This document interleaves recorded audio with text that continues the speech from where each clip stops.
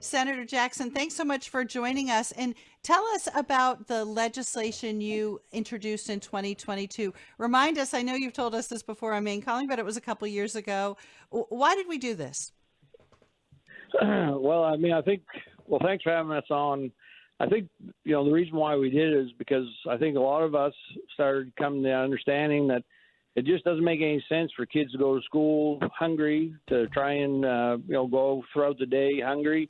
And what kind of educational opportunities are there going to be for, children if they are all the time thinking about, the rumbling in their stomach as opposed to, trying to put the knowledge in their minds. I think for a long time people didn't know or didn't think this would be doable. I mean, we worked with Full Place, Full Potential on this. My initial reaction was this was going to be a real battle. But I also think during the pandemic, a lot of us saw how many families were still being served by schools with, food being delivered to homes during the pandemic. I mean, in my area, I saw coolers out the side of the road all through Aroostook County.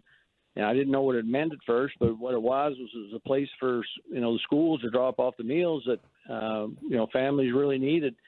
And that really cemented it for me how important, actually how much hunger we have across the state, but how important it is for children to get these meals. And then, speaking to the schools since then, the teachers, the food staff, I mean, it's been a really great program that I'm glad that we were all able to come together, Republicans, Democrats, Independents, and make this work.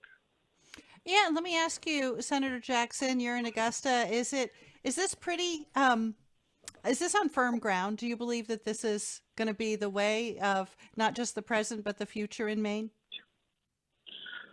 Well, it's always going to depend on who's in Augusta for anything to be firm. But I think that right now, I think a lot of the legislature, if not all of it, feels very confident that this has been a great program, and the cost of it,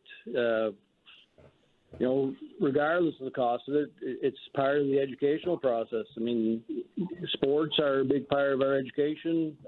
We fund that. Books, all those supplies, we fund that. Well, children being able to eat at school is part of our educational process and something that has to happen. And I know that there's people that talk about the overall cost of it as, a detractor or maybe a way to stop legislators from pushing for other things.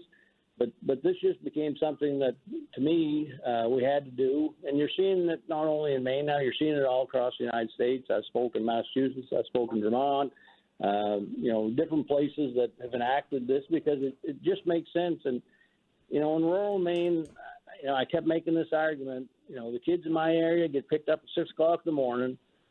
Most of them don't get back home till 4:30 at night.